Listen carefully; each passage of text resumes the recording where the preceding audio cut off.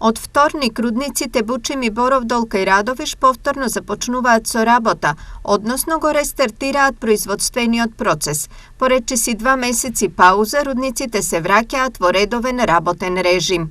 Во изминатите 10 дена видовме промена на цената на електричната енергија што ни овозможи повторно да ги започнеме производствените активности со надеж дека тенденцијата ќе продолжи и цената на регионалната берза за електрична енергија ќе се стабилизира. Изјави Олег Чусовитин, генерален директор на Бучим. Во текот на овие денови ќе бидат повикани на редовна работа сите вработени во рудниците за подготовка и отпочнување на производството. Во меѓувреме се продолжува со реализација на веќе започнатите капитални инвестициски проекти.